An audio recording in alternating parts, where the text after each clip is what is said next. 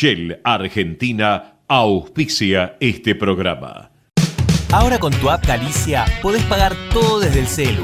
Rápido como pagar con QR de modo cuando saliste sin billetera. Fácil como transferir a un amigo sin tener que acordarte el alias o poner el eterno CBU. Simple como pagar los servicios desde el celu y no hacer más una fila. Tu app Galicia es tu billetera. Descargala en App Store o Google Play.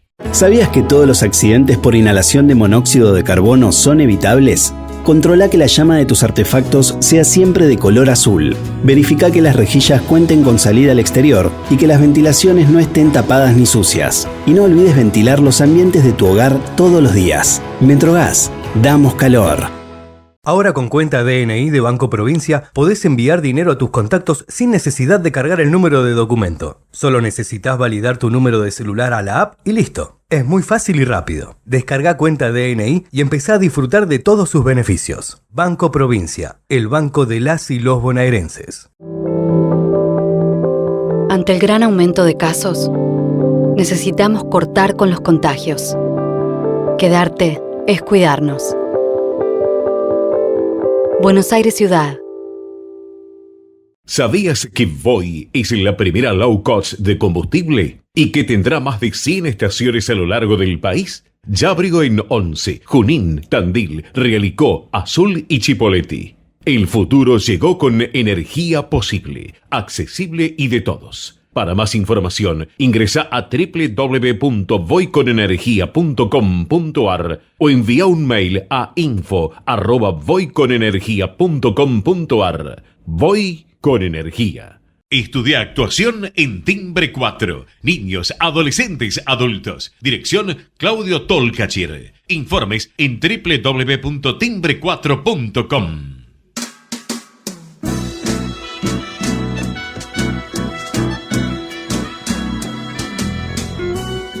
Entrevistas con los protagonistas de la política, la cultura, el espectáculo, la música y el deporte. Un diálogo abierto para pensar desde una óptica diferente. Voces y Memoria, los martes de 20 a 21 con la conducción de Hernán Dobri. A noite fecunda, os gritos do seu sangue.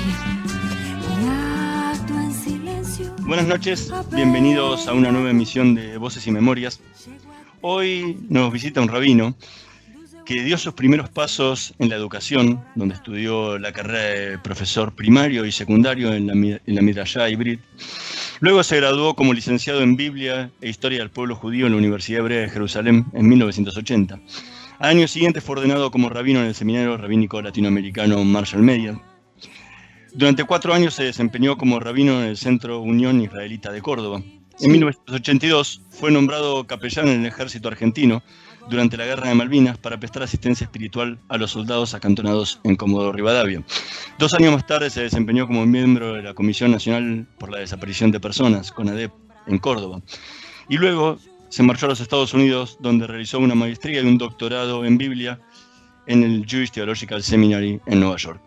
A su regreso al país fue nombrado director de la Escuela Rabínica del Seminario Rabínico Latinoamericano, del que llegaría a ser su decano durante 7 años.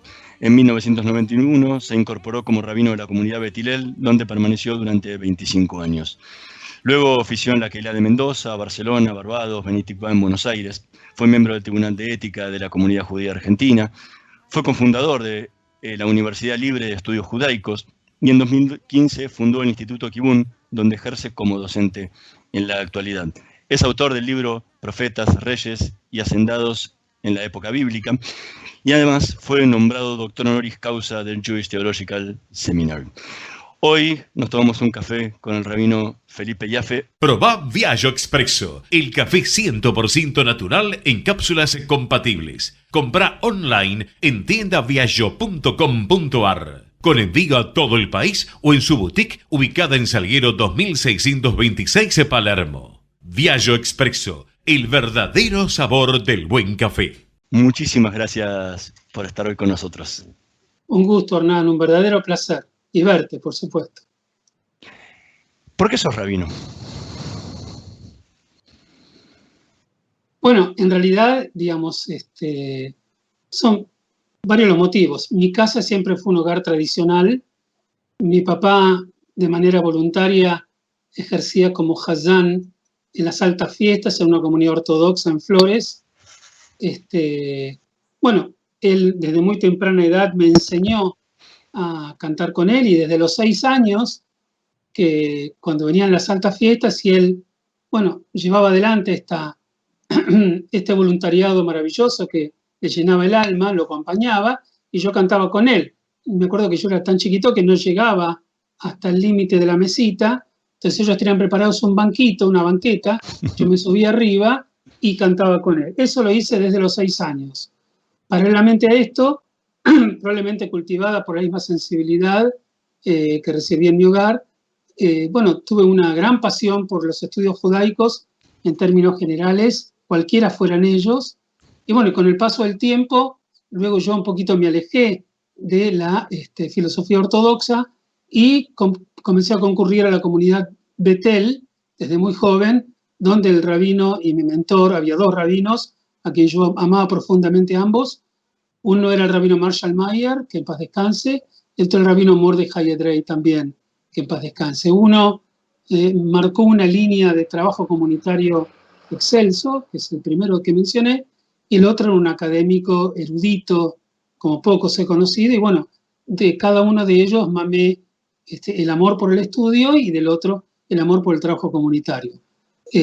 Si bien yo me dediqué a otras cosas, yo estudié arquitectura casi hasta el final de la carrera, junto a estos estudios judaicos decidí básicamente dedicarme de lleno al trabajo académico judaico y rabínico, y fue básicamente a lo que, como muy bien mencionaste, y muy halagüeñamente, a lo que finalmente me dediqué. ¿Pero qué te llevó? Porque una cosa es haber oficiado, era parte de tu infancia, de tu vida familiar, y la otra es decidirte a dedicar tu vida a la carrera rabínica. ¿Qué era lo que te motivó? Sí, el trabajo comunitario, básicamente, amor por la tradición judía en términos generales y el trabajo comunitario. En la parte rabínica, ¿no? Por supuesto que para ser rabino tenés que estudiar un montón, pero yo separo esto de la cuestión académica. Siempre me gustó estudiar, siempre, y leer mucho. Y me apasionaba leer sobre temática judía, ¿no? Las fuentes.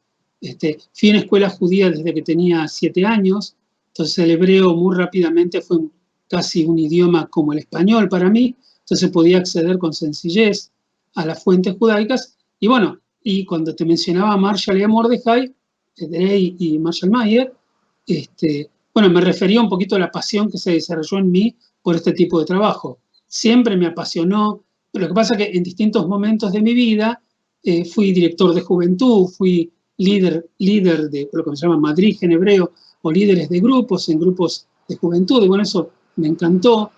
Mientras tanto, por toda la cuestión del cántico cantoral, de la cuestión de Hazanut, del cántico sinagogal, también me enamoré de la música, entonces estudié un poco de música también. Entonces, bueno, todo ese bagaje de pasión, estudio, erudición, análisis, modelos extraordinarios de rabinos que tuve delante, como te mencioné estos 2 y aparte el amor por la tradición judía de mi casa, bueno, todo eso pudo converger en el hecho que sea esta la temática a la cual yo me dediqué y la cual no me arrepiento y fui mucho tiempo muy feliz. ¿Con qué soñaba ese joven que decidió inscribirse en el Seminario Rabínico Latinoamericano a la hora de ser rabino? ¿Y qué cambió en esa visión del rabinato que tenés hoy, después de tantos años de ejercer? Es una pregunta buenísima y un poco complicada. En realidad, yo tengo la sensación de que nadie se estanca en la estructura de pensamiento que tiene. Digamos, obviamente yo no soy para nada hoy como cuando me gradué, cuando me ordené como rabino. Yo tuve a lo largo de mi vida distintos momentos de, no voy a decir de cambios ideológicos, sigo perteneciendo al mismo movimiento y me identifico con las cosas más o menos similares a aquellas que me identifiqué antes. Pero obviamente hoy creo que soy un rabino bastante más liberal de lo que era antes. tengo una perspectiva de vida mucho más abierta, más incluyente. Si bien soy muy respetuoso de la tradición en su legislación, estoy mucho más abierto, soy más tolerante respecto de distintas perspectivas que hay. Y bueno, me parece que hay cosas que yo hice cuando era joven como rabino, o posturas que sostuve, de las cuales muchas, la mayoría tal vez sigo sosteniendo, y otras no. Otras, si yo pudiera volver el tiempo atrás, las haría diferentes, ¿no es cierto?, frente a determinadas cuestiones. Pero eso tiene que ver con una evolución, no digo evolución, metamorfosis, no sé, metamorfosis, cambios ideológicos que uno puede llegar a tener. Por otra parte, hay un elemento que yo no tenía previsto cuando me gradué a los 20 y tantos años, que bueno, después de tener 25, 26 años cuando me gradué, iba a tener 68 como tengo ahora, y bueno, espero que el tiempo haya hecho algo de mí, por ejemplo, un poco más maduro. Quiero creer que hoy soy más maduro, tengo más experiencia de vida, tengo más años recorridos, más camino hecho, como para poder sentir que todo eso que viví me nutre y me vuelve mucho más sabio, sin llegar a ser un sabio, porque no lo soy, pero más sabio de lo que era antes, ¿no? Entonces, por supuesto que eso tiene mucho impacto también y me perspectiva más mundo. Mientras tanto, pasé años en distintas partes del mundo. Nací en Buenos Aires, viví en Córdoba, viví en Israel 4 años, en Jerusalén, viví 5 años en los Estados Unidos. Bueno, todo eso me dio perspectivas de vida bastante diferentes, como para, bueno, haberme nutrido y confiar en que mi crecimiento, digamos, cronológico, debe haber impactado un poquito en mi maduración espiritual también. Desde hace unos años estás dedicado especialmente a Kibun, a tu proyecto educativo. ¿Extrañas el púlpito de cada semana? A ver, hay cosas, como en todo orden de la vida, de mi ejercicio rabínico, digo ejercicio rabínico activo, dice yo, hace 2 días que alguien falleció en Estados Unidos y bueno, y me pidieron que yo dirija el servicio por Zoom, agarré y lo hice, me encantó poder hacerlo. Hay cosas que extraño, sí, me encantaría, por ejemplo, la vivencia en Bet Hillel, digamos, por la comunidad que vos conociste también, donde yo estuve un cuarto de siglo. Por supuesto, extraño, llega el Shabbat y me encantaría poder dirigir un Kabbalat Shabbat. La respuesta de la gente era siempre muy gratificante, la sinagoga llena, las altas fiestas, se juntaban miles de personas ahí. Bueno, eso sí, la verdad lo extraño. De alguna manera lo pude suplir en distintos momentos donde viajé a distintas partes del mundo a dirigir servicios. No era mi comunidad, entonces terminaba el servicio y yo me retiraba de ahí. O sea, esas cosas sí, me encantaba trabajar con juventud, me encantaba dar clase en el ámbito sinagogal comunitario. Eso lo extraño. Hay otras cosas que no extraño tanto, ¿no es cierto? Bueno, pero esto que te acabo de mencionar sí extraño. Por otra parte, como también sabes, en el mundo académico siempre consagré mucha energía. Mencionaste graciosamente el tema de haber estado en el seminario. Fui decano durante 7 años, profesor desde que volví a los Estados Unidos en el año 90-91. Prácticamente hasta hace 2 años nunca había dejado de enseñar ahí. O sea, siempre me encantó. Hoy en día, así como en el momento que estaba en Bet Hillel, el énfasis era el ejercicio rabínico, hoy estoy dedicándolo a mi segundo gran amor, que es el académico. Estoy muy contento con eso. La gente se acerca en una cantidad digna a estudiar y bueno, yo disfruto, entiendo que ellos disfrutan también y eso es muy placentero para mí, la verdad, me encanta. Y bueno, y lo disfruto mucho. Además que estoy un poco más tranquilo, yo no tengo tantas corridas, qué sé yo. Todo es bueno, todo me genera nostalgia y todo me genera placer. A ver, por decirlo de alguna manera. Estamos conversando con el rabino Felipe Jaffe. Vamos a escuchar el primer tema que eligió para esta noche de Voces y Memorias, Pueblo Blanco, en la voz de Joan Manuel Serrat.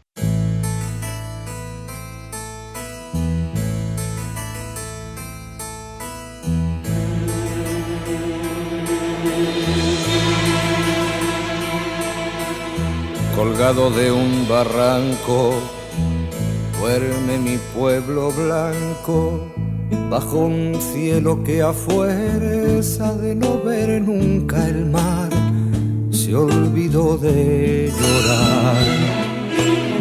Por por sus callejas de polvo y piedra, por no pasar ni pasó la guerra, solo el olvido camina lento, bordeando la cañada, donde no crece una flor, ni trashuma un pastor.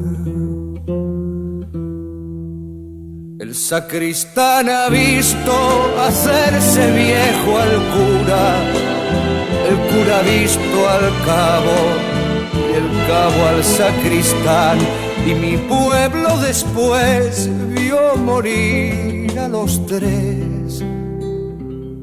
Y me pregunto por qué nacerá gente si nacer o morir es indiferente.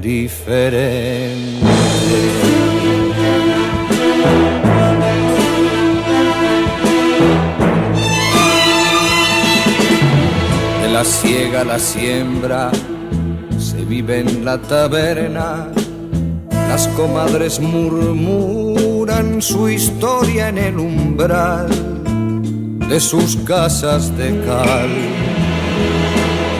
y las muchachas hacen bolillo buscando ocultas tras los visillos a ese hombre. Era Joan Manuel Serrat cantando quizá uno de sus mejores temas, Pueblo Blanco, que eligió el rabino Felipe Yaffe para esta noche de Voces y Memorias. ¿Por qué este tema? Me parece tal vez un poco por las últimas expresiones que dije. Hay mucho amor por la gente, por su pueblo, pero en ese tema también hay un montón de mucha nostalgia. Hay nostalgia por ese pasado, por ese pueblo, pero también mucha crítica, nostalgia por un lado, amor por la gente, las cosas que lo rodean. Serrat es un trovador, me encanta, siempre, desde que era joven. Él creció conmigo. Por suerte él es un poco más grande que yo, me parece, pero él creció. Siempre es bueno que haya alguien más grande que uno, ¿no? Cuando uno llega a cierta edad. Es una alegría eso. Pero bueno, digamos, ese pueblo, cuando habla que está lleno de espanto, recuerda la cuestión del sufrimiento también. Y bueno, eso es muy sensibilizador para mí. Y además, como dije, la nostalgia, ¿no? Un pueblo que él ya no está más y que recuerda lo que era, lo que se sufrió y bueno, cuánto quedó de todo esto. Y él lo trae al cántico a su propia gente. Quería agregar que en el caso particular de Joan Manuel Serrat, él siempre es un descriptor de la realidad. Él pinta con su canto, ¿no? El tío Alberto, los niños, las expresiones, los amores, las frustraciones, las mujeres que esperan amores eternos y que después pierden su oportunidad, ¿no? Bueno, me parece que es un pintor y bueno, siempre me gustó, por eso lo elegí. Ahora, en el tema habla de que ese pueblo está muerto, que hay que irse, ¿sí? Y vos en un momento te fuiste, viviste 5 años, como dije, primero viviste 4 años en Jerusalén, después viviste 5 años en Nueva York, donde hiciste una maestría, un doctorado, enseñabas en Bnei Yeshurim. ¿Por qué volviste? Bueno, hay cuestiones técnicas, por ejemplo, en el caso de Jerusalén, yo en Jerusalén fui a terminar mis estudios judaicos. En rigor de verdad uno estaba abierto a otra posibilidad, pero en el caso mío, en aquella época, sobre todo hoy, es un poco más sencillo. Igual no es que el movimiento conservador sea recontra instalado en Israel, pero es un poco más sencillo. Ha avanzado el movimiento respecto de oportunidades de trabajo para muchos colegas, pero en aquella época era muy poco todavía lo que estaba abierto. Entonces, yo terminé mi carrera, me gradué en la universidad y terminé mis estudios judaicos, en la parte de Jerusalén, la parte superior rabínica, y bueno, ya había 3, 4, 5 comunidades que estaban deseosas que yo venga a trabajar. Entonces, bueno, hablamos con mi mujer, con Debbie, nuestras reflexiones, y bueno, pensamos que por lo menos en ese momento lo mejor era volver a Argentina y bueno, hacer nuestro trabajo en este país, ¿no? Y fue lo que hicimos. En el caso de Estados Unidos, yo obtuve una beca muy privilegiada para poder estudiar junto con mi familia, pude mandar a mis hijos a la escuela en Nueva York, pero esto tenía una condición y es que lo hacían para que yo me prepare, pero era una colaboración con el judaísmo latinoamericano. Entonces yo tenía que volver a dedicar mi trabajo académico, sobre todo en el seminario, en aquella época, ¿no?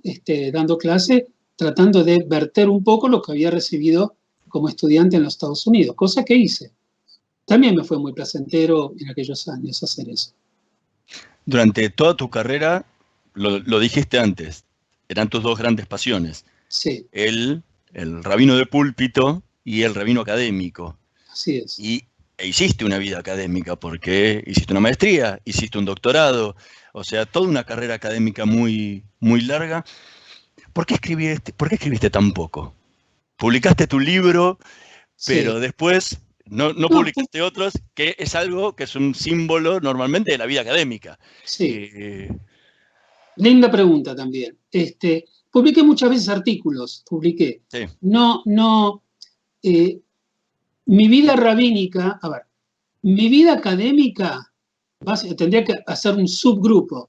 La vida académica, o sea, está la cuestión judaica y la vida y la pasión general. Ahí lo dividís en el rabínico, aunque no se puede, porque un rabino da clases, yo en Betirel, como también recordás, yo daba clases todo el tiempo, y cuando sos decano o director de una institución del tamaño del seminario, también tenés cuestiones rabínicas. Finalmente es un seminario rabínico, no es una escuela de graduados nada más. Entonces, como que un poquito las cosas se mezclan. Pero habría que hacer un subgrupo, digamos, en este tipo de cuestión, y es dentro de la vida académica a que yo me dediqué. Hay muchos graduados que cuando terminan, salvo que armen de manera absoluta su carrera académica desde la publicación, los americanos hablan de publish or perish, digamos, publicado o pereces, ¿no es cierto? Bien académicamente. La verdad es que a mí siempre me encantó enseñar, me encantó estudiar y me encantó enseñar. Escribí cosas, pero a mí mi tesis doctoral me llevó a escribirla y estoy tan agradecido con el JTD porque no me dijeron, terminaste el curso de trabajo, volvete a la Argentina y andá mandando los avances de la tesis por correo. Me dejaron quedarme ahí, me quedé 2 años más y terminé completamente la tesis y la deposité luego después de la defensa. A mí siempre me encantó enseñar, entonces lo que hice fue enseñar. Yo cuando estaba en el seminario dictaba 4, 5, 6 cursos todo el tiempo. Además tenía la comunidad, Betilel era una comunidad a la que yo personalmente, en mi humilde visión, le dediqué mucha energía. La comunidad era una comunidad que se estaba fundando, tenía 12 personas, y unos años después teníamos miles de personas en el servicio de ACOG, cosa que vos también viste. Te cito porque estabas ahí, digamos, así que puedes confirmarme si es cierto o no lo que digo, ¿no? Entonces, bueno, me dediqué mucho a eso, a enseñar, a transmitir.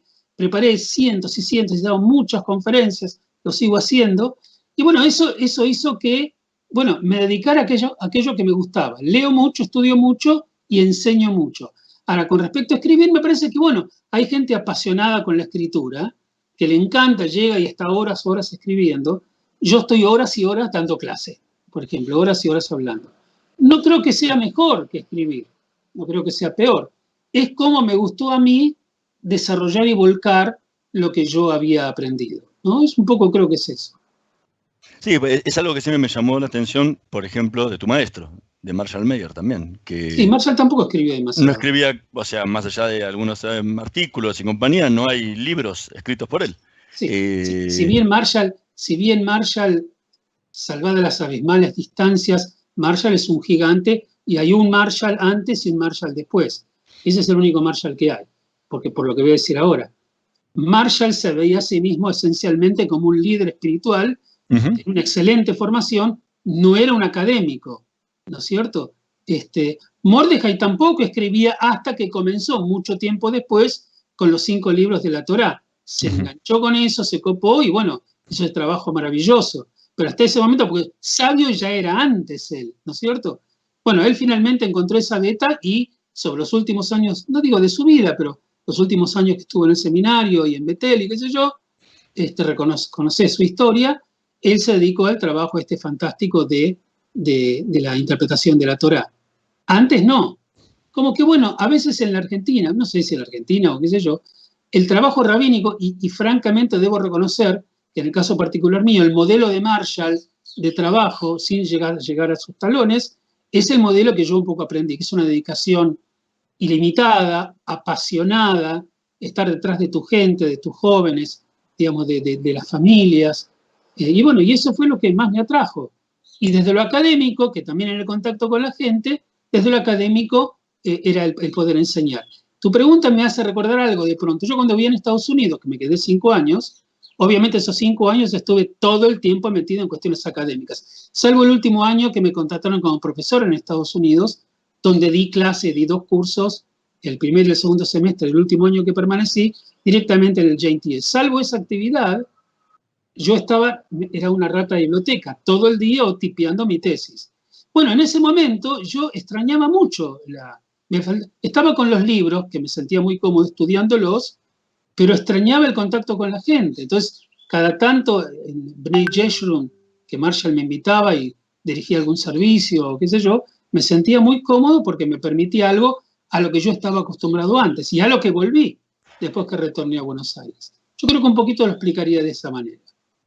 Ahora, ¿cómo es el trabajo a la hora de tener que preparar una prédica? Porque a los mismos textos que una y otra vez volvemos cada año, hay que buscar una vuelta diferente, a encontrar una adaptación a la temática del momento. ¿Cómo trabajabas eso a la hora cuando te tocaba tener que preparar tus prédicas cada semana? Sí, acá se juntan varias cosas. Primero yo, por supuesto, tenía que conocer bien la parashá. La estudiaba porque la parashá se repite todo el tiempo, entonces finalmente aprendés lo que dice la parashá. Pero hay muchos comentarios sobre la parashá y yo leía mucho, estudiaba mucho respecto de eso. Y después hay otras cosas que tienen que ver con las características de cada uno. Hay personas que, que pueden volar, qué sé yo. Entonces, digamos, lees un texto, te toca distintas fibras, tiene que ver con tu sensibilidad. En el caso mío tiene que ver con ser músico. Entonces la música te hace volar un montón de cosas. Entonces, yo siempre fui muy sensible y un poco nostálgico, tengo que decir, a determinados aspectos de mi vida. Entonces una cosa que yo siempre, mis padres me lo decían, yo siempre me percataba, era que yo recordaba muchas cosas que me habían pasado. ¿Sí? Yo tengo muy presente, no es que las cosas pasaron y bueno, estoy concentrado en el presente, qué va a pasar en el futuro. Yo vuelvo y vuelvo y vuelvo y vuelvo, ¿no? Te cuento, yo tengo en mi casa una colección de 80 álbumes, desde que yo era chico hasta que me casé y vinieron mis hijos. Entonces, tengo graficado todos los viajes que hice en mi vida, con mi mujer desde joven hasta ahora, de mis hijos, sus ceremonias, sus momentos, sus nacimientos. Y yo hasta el día de hoy, cada tanto abro un álbum de hace 30 años, de hace 25, de hace 35, de hace 40, y lo miro, ¿no? Y lo miro. Me sé de memoria las fotos, pero me encanta volver. Entonces, bueno, me parece que esa actitud de utilizar tu recuerdo, tus memorias, como un álbum eterno de sensibilidad y de fantasía, te hace más sencillo volar. Entonces, cuando yo preparaba un mensaje, más allá de que, por supuesto, la responsabilidad de estar bien preparado sobre el material que tiene que ver con el tema que yo voy a disertar, el tema de pensar en mi gente, a quién le voy a hablar, qué es lo que está angustiando a la gente en ese momento, qué me angustió a mí respecto del tema que tengo que decir, con respecto a mi familia, qué me preocupó, cómo resolví. Bueno, todo eso a mí me ayudaba mucho en poder armar una prédica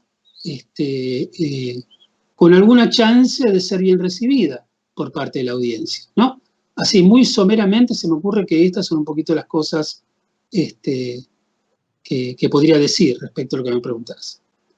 Estamos conversando con el rabino Felipe Jaffe. Vamos a hacer una pequeña pausa. En un minutito más volvemos con más Voces y Memorias. Vamos la radio, somos tu voz. Vamos con Eco, siempre la verdad y la mejor información.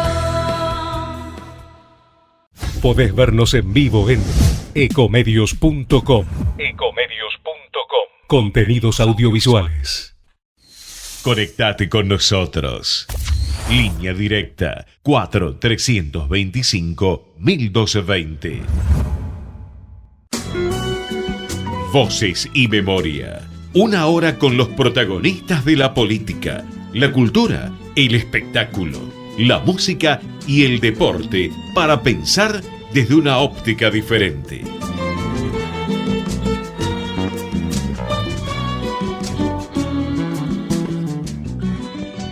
Seguimos conversando con el rabino Felipe Jaffe en Voces y Memorias. Recién hablábamos un poco de lo que eran las prédicas y cómo era la preparación. Ahora, en los años en Betilel te ha tocado oficiar siempre con 400, 500 personas cada fin de semana y con 3.000, 4.000 personas en las santas fiestas. ¿Qué sentías ahí arriba cuando estabas parado, hablándole a la gente, todos escuchándote a vos, con la responsabilidad de que tu palabra era escuchada? Tenía sentimientos compartidos. A mí me encantaba esa vivencia, yo la disfruté mucho, siempre disfruté mucho eso. El primer sentimiento al cual haría alusión, vos lo mencionaste, es un sentido de responsabilidad. Estar parado frente a tantos cientos de personas o miles de personas, en el caso de las altas fiestas, era un sentimiento de mucha responsabilidad. Lo que iba a decir, iba a escuchar mucha gente. Era consciente de que mucha de esa gente, no sé si todas, pero mucha de esa gente, venía a escuchar una palabra. Tuve la buena fortuna de que sé que en la que fue mi comunidad en aquellos años, la gente esperaba la prédica, a ver qué es lo que el rabino iba a decir. ¿No es cierto? No es que, bueno, una canción más, un tema más, y la prédica, y bueno, después nos vamos. Entonces yo sentí una gran responsabilidad. Por otra parte, colocaba toda mi energía en tratar de, digamos, primero de pensar qué es aquello que podía ser relevante para ellos en ese momento y que podía aportar, que podía ser una colaboración, que podía ser un aporte a que ellos se sintieran mejor.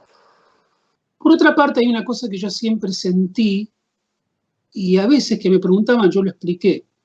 No sé si todos los colegas lo tienen, tal vez sí, no sé, yo sé de mí, que cuando yo hacía una prédica, percibía como una antena interna que me indicaba cómo estaba yendo la cosa.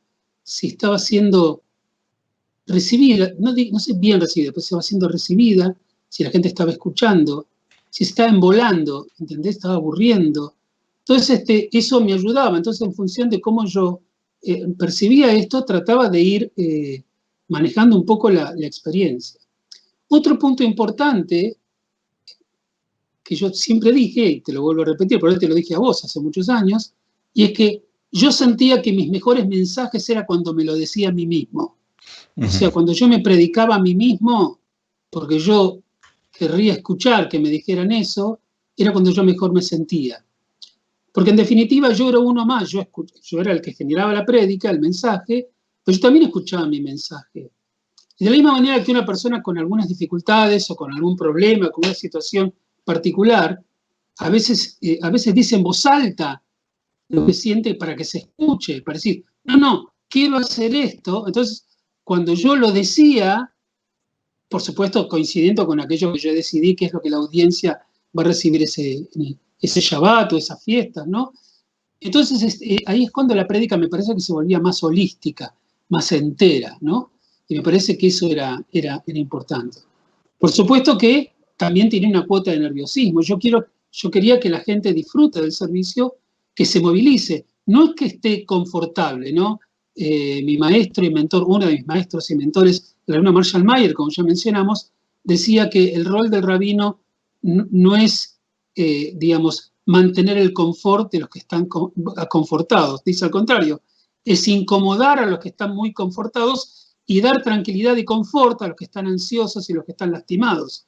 Así que bueno, yo quería movilizar, pero quería movilizar con una posibilidad de que sea recibido. O sea, que de pronto entiendan que acá hay una alternativa de perspectiva que los puede llegar a ayudar. Eso, ¿no? O nos puede llegar a ayudar. Y como dije, me causaba un gran placer esa vivencia. Yo, después de hacer la prédica, sentía que había logrado producir algún cambio, generar algún impacto, me sentí inmensamente feliz por eso. son esos momentos así, digamos, gloriosos que recuerdo, ¿no? Del rabinato y que extraño también. Sí. Ahora, eso lo sentías estando en el púlpito, hablándole a la gente. ¿Qué diferencia hubo o había entre ese rabino que le hablaba a su congregación y ese mismo rabino que en el año 82 se paró delante de los soldados que estaban acantonados en Comodoro Rivadavia y tuvo que hablarles a ellos y oficiar en esa pequeña comunidad de Comodoro Rivadavia? Mirá, bueno, son varias cosas. Digamos, yo puedo hacer alusión a algunas actividades que hice cuando estuve en el sur, que nuevamente vos conocés muy bien también, sobre todo por tu libro, Hernán, me refiero a eso, y que hemos charlado tanto. Yo nunca estudié en mi formación rabínica en ningún lado, ni en Jerusalén, ni en Buenos Aires, ni en ningún lado. Nunca estudié cómo ser capellán del ejército, la verdad. Es posible que en Estados Unidos, aquellos que tienen esa orientación, en Estados Unidos está muy desarrollado el tema de chaplainship, ¿no es cierto? Bueno, acá no. Entonces, digamos, me acuerdo que, bueno, yo quería colaborar, Marcia me propuso, ¿te animás a ir al sur? Era jorobado la decisión porque existía la posibilidad de que nos manden a las islas también. Yo quería cumplir mi rol rabínico, no, estaba con mucho miedo, porque sabía que estaban bajando por la zona de exclusión aviones que volaban para allá. Pero bueno, yo había tomado una decisión que se tenía que ir con, no sé si con gusto, pero hubiese hecho y hubiese ido, porque era la decisión que por eso fui al sur, era una opción. Yo cuando llego ahí, la primera actividad, me acuerdo que me hospedé en el Hotel Austral, me habían dado una cantidad como de 20 bandejas kasher, o 40, no me acuerdo, una cantidad grande, para 2 veces por día, que las puse ya estaba preparado el hotel para eso, el Hotel Austral, como dije, las guardaban y bueno, yo 2 veces por día sacaba las bandejitas, me las calentaban y eso es lo que comía al mediodía y a la noche. Me acuerdo la primera vez que fui, que llegué ahí a la mañana siguiente muy temprano, primero me recibió el coronel Solís, a que también conociste, y bueno, ya después me recibió muy bien, la verdad, muy bien. Y bueno, la mañana siguiente había un suboficial, el sargento creo que era, el mayor González, me venía a buscar con una camioneta militar, me buscaba del hotel y me llevaba a los bivacs, a los lugares. La primera vez que fui, llama a los soldados y les dice, bueno, ¿quiénes de ustedes son judíos? Sin entrar en detalles, ¿no es cierto? ¿Quiénes de ustedes son judíos? Bueno, se separaron 30, 40, y dice, bueno, vayan para allá, este es un rabino, vaya, atiéndalo, qué sé yo. Y yo me acuerdo que me pregunté, ¿cuánto tenía? En el 82, yo nací en el 53, tenía 29 años, ¿no? Una cosa así, no sé si estoy calculando bien. Sí. Entonces, me acuerdo que yo me dije, bueno, ¿y ahora qué hago ahora? Los soldados a lo mejor mañana tienen que volar a las islas y algunos mueran. Entonces, ahí apelé a lo que yo te mencioné antes, una cuestión de sensibilidad, una cuestión de mucho amor, de sentido profundo de responsabilidad de lo que estaba haciendo, y entonces, yo creo que te lo contesto, lo primero que hice es echar mano a mi experiencia de Madrid, echar mano a mi experiencia de líder de grupos juveniles. Entonces me acuerdo que me manejé de una manera similar, y por suerte funcionó, porque lo que estos chicos necesitaban era mucha comprensión, mucha oreja, mucho amor, y una gran sensibilidad para entender lo que estaban viviendo. Entonces me acuerdo que de manera espontánea, me puse una piedra ahí en el medio de la estepa, no sé, de la Patagonia, puse una piedra y el grupo estaba en otro lugar, y luego primero de pasar yo unos cuantos minutos charlando con todos, les dije que íbamos a proceder así, yo me puse una piedra a unos 40 metros de ahí, con otra piedra delante, y empezaron a venir de a uno. Y bueno, y ahí yo funcionaba como rabino, como lo había funcionado en mi comunidad, solamente con la problemática que estos jóvenes tenían. Yo ya había hecho muchas veces con jóvenes en distintos grupos, tanto en Córdoba, bueno, hasta ese momento Betilel no había sido fundada, pero sí había sido rabino de Córdoba, y fue lo que hice. Después fui aprendiendo, qué sé yo, y bueno, y finalmente, cuando el coronel Solís me autoriza para ir a atender a los heridos que retornaban de las islas, lesionados, mutilados, y bueno, un poco esa cuestión de sensibilidad me sirvió para estar un buen rato con cada uno y ayudar en lo que pude. Eso fue lo que hice. Yo creo que, un poquito uniendo lo que me está diciendo, el sentido de responsabilidad, como que tengo que hacerlo bien, tengo que pensar, tengo que colocarme en función de la persona a la que estoy asistiendo, sobre todo en esas condiciones. Y eso creo que me ayudó un poco. ¿Y qué significó para vos esa experiencia? Son unas experiencias más, no voy a decir lindas porque es una experiencia dolorosa, pero fue una experiencia de las más ricas de mi vida. Yo creo que volví de otra manera.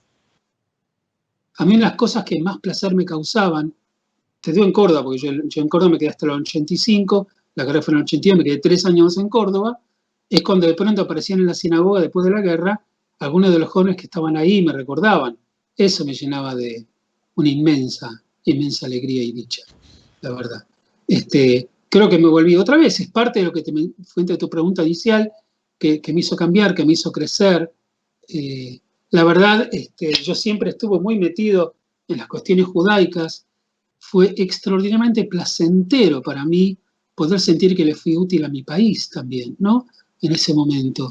Que mis compatriotas estaban en una situación espantosa de guerra, una guerra que, bueno, quizás el reclamo por las islas es un reclamo justo, pero llevar a los jóvenes a la guerra bajo la situación en que se encontraba nuestro país me pareció que fue una barbaridad y una irresponsabilidad, pero poder contribuir con algo para que esto sea un poquito más llevadero. Yo con respecto a la muerte no podía hacer nada, pero con respecto a los miedos y a las angustias, sí. Estamos conversando con el rabino Felipe Jaffe. Vamos a escuchar el segundo tema que eligió para esta noche de Voces y Memorias, Mañanas Campestres, en la versión de Arcoíris.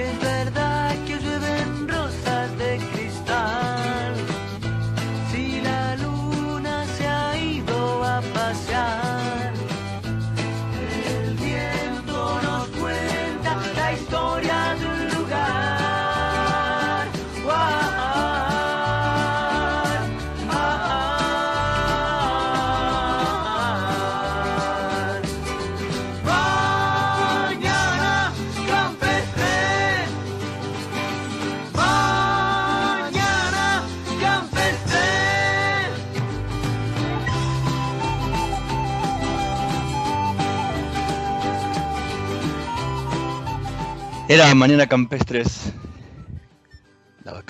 el clásico de Arcoíris que eligió el rabino Felipe Jaffe para esta noche de Voces y Memorias. ¿Por qué este tema? Bueno, primero porque tiene que ver con mi adolescencia. ¿No es cierto? Arcoíris cantaba este tema. Yo lo tocaba en mi guitarra desde muy jovencito. Era uno de los temas que conocía. Y bueno, y otra vez, digamos, la descripción de las aguas de azar y de los aromas y de los campos. Yo nunca fui una persona de campo, no. Mi papá nunca fue al campo, ni fue gaucho, ni yo tampoco fui campesino, pero las pocas veces en mi vida que pude ir al campo me daba una gran tranquilidad. Me encanta, rápidamente aprendí a montar, entonces cuando iba a alguna quinta o en un lugar que podía montar, montaba a caballo. En Córdoba lo hice varias veces cuando iba a las sierras, cuando vivía en Córdoba.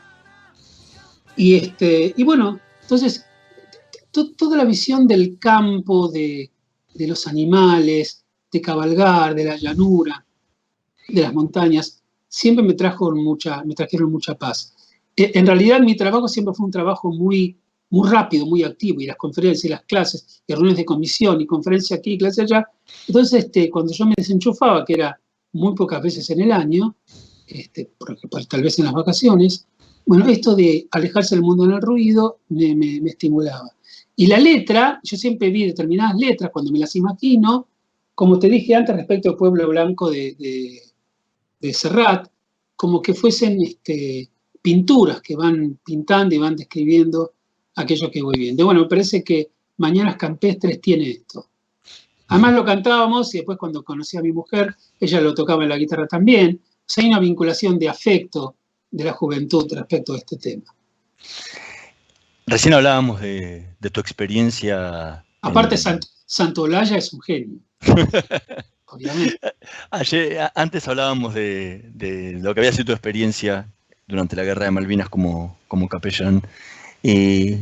Unos años después, o un año después casi, no, 1 o 2 años después, te tocó otra experiencia también muy fuerte para la época, que fue haber sido miembro de la CONADEP en Córdoba.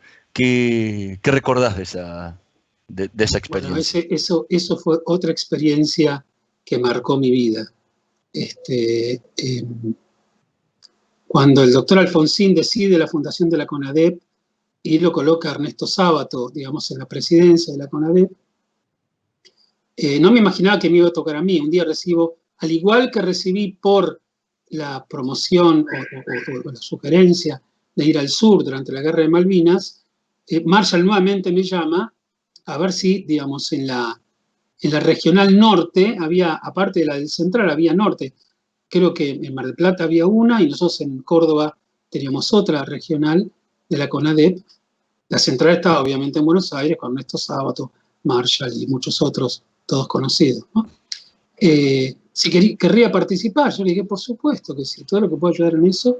Y bueno, se formó el grupo que funcionábamos en Córdoba, gente de primer nivel, intelectuales, académicos, hombres de fe, sacerdotes, ¿no? Bueno, pastores y políticos también, ¿no? Gente de mucha experiencia, Yo en Córdoba, digamos, no, fui cuando fui a Córdoba para ser rabino en la comunidad, para ejercer mi rabinato allá. Pero bueno, conocí gente muy maravillosa y aprendí mucho de ellos. Por supuesto, marcó un montón, porque la intención de la CONADEP era una intención casi de diseño.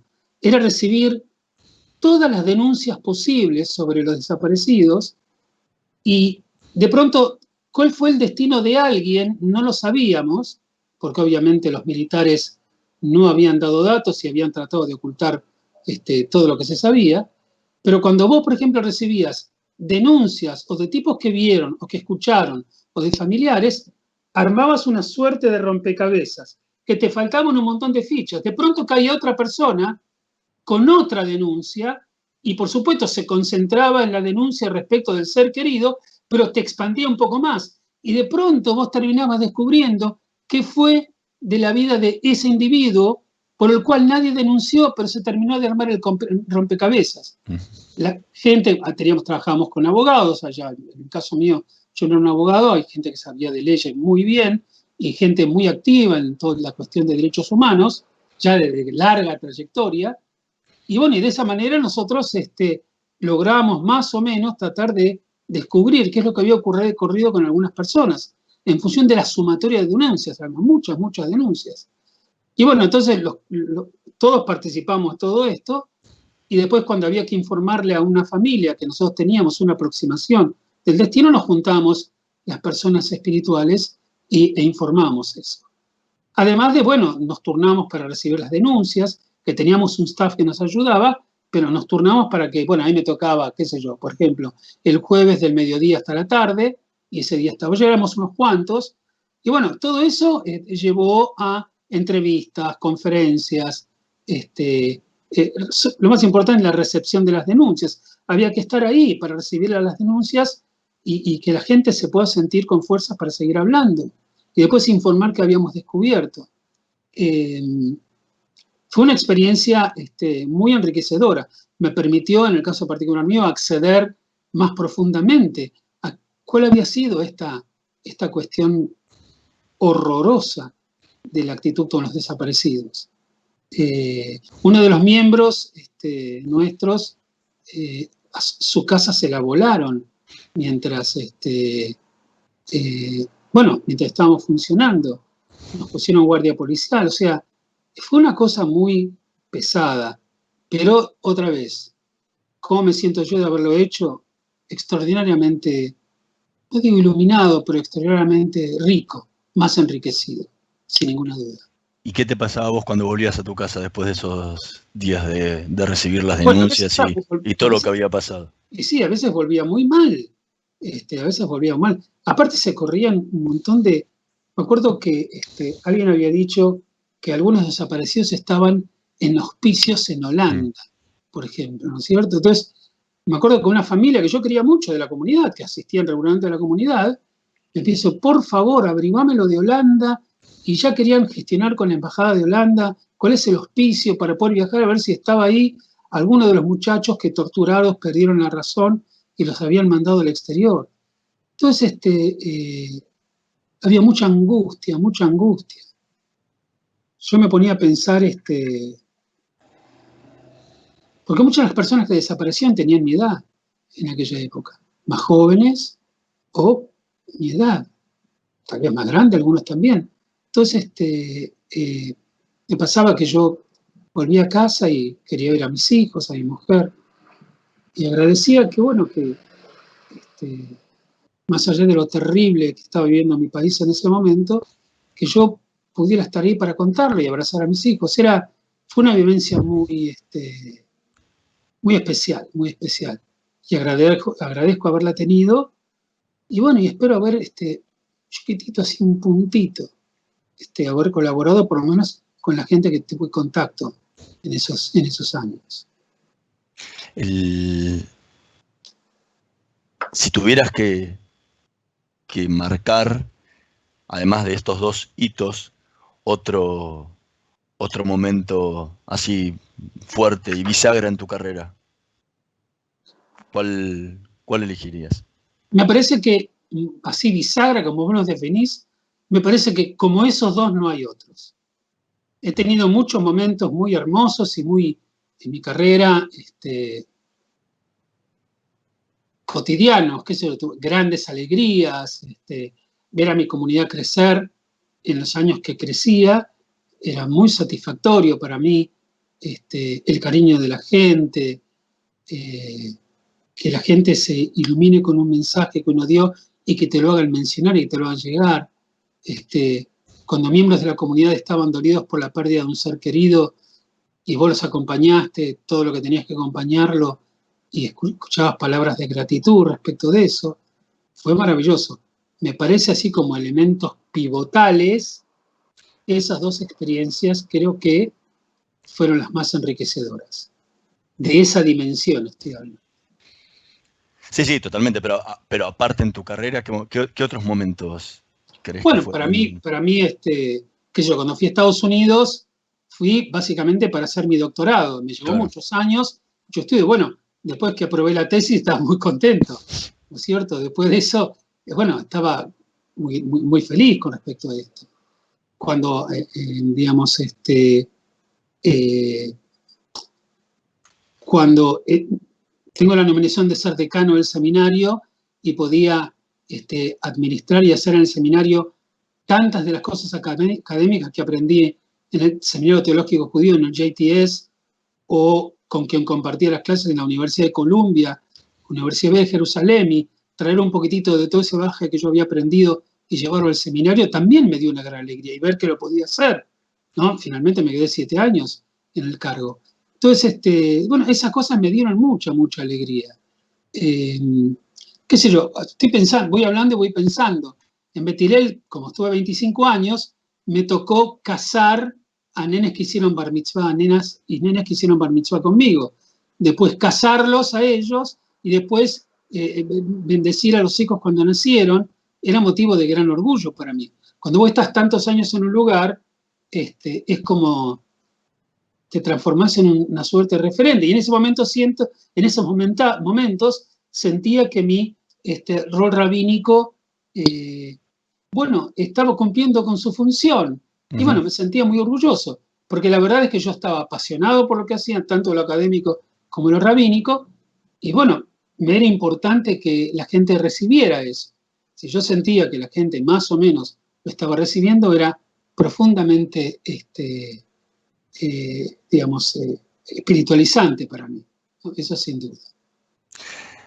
Rabino Felipe Jaffe, muchísimas gracias por habernos acompañado en esta noche de Voces y Memorias. Ha sido realmente un gran placer. Querido Hernán, muchas gracias, pero muchas gracias a vos. Te deseo lo mejor. Nosotros nos vamos a reencontrar la próxima semana. En la operación técnica, Carlos Heinze y Gerardo Subirana. En la edición, Javier Martínez. Nos vemos la próxima semana. Chau. Shell Argentina auspició este programa. Probá Viaggio Expresso, el café 100% natural en cápsulas compatibles. Comprá online en tiendaviaggio.com.ar. Con envío a todo el país o en su boutique ubicada en Salguero 2626 Palermo. Viaggio Expresso, el verdadero sabor del buen café. Ahora con tu app Galicia podés pagar todo desde el celu. Rápido como pagar con QR de modo cuando saliste sin billetera. Fácil como transferir a un amigo sin tener que acordarte el alias o poner el eterno CBU. Simple como pagar los servicios desde el celu y no hacer más una fila. Tu app Galicia es tu billetera. Descargala en App Store o Google Play. ¿Sabías que todos los accidentes por inhalación de monóxido de carbono son evitables? Controla que la llama de tus artefactos sea siempre de color azul. Verifica que las rejillas cuenten con salida al exterior y que las ventilaciones no estén tapadas ni sucias. Y no olvides ventilar los ambientes de tu hogar todos los días. Metrogas, damos calor. Ahora con cuenta DNI de Banco Provincia podés enviar dinero a tus contactos sin necesidad de cargar el número de documento. Solo necesitas validar tu número de celular a la app y listo. Es muy fácil y rápido. Descarga cuenta DNI y empezá a disfrutar de todos sus beneficios. Banco Provincia, el banco de las y los bonaerenses. Ante el gran aumento de casos, necesitamos cortar con los contagios. Quedarte es cuidarnos. Buenos Aires Ciudad. ¿Sabías que Voi es la primera low cost de combustible y que tendrá más de 100 estaciones a lo largo del país? Ya abrió en Once, Junín, Tandil, Realicó, Azul y Chipoleti. El futuro llegó con energía posible, accesible y de todos. Para más información, ingresa a www.voiconenergia.com.ar o envía un mail a info@voiconenergia.com.ar. Voy con energía. Estudia actuación en Timbre 4. Niños, adolescentes, adultos. Dirección Claudio Tolcachir. Informes en www.timbre4.com.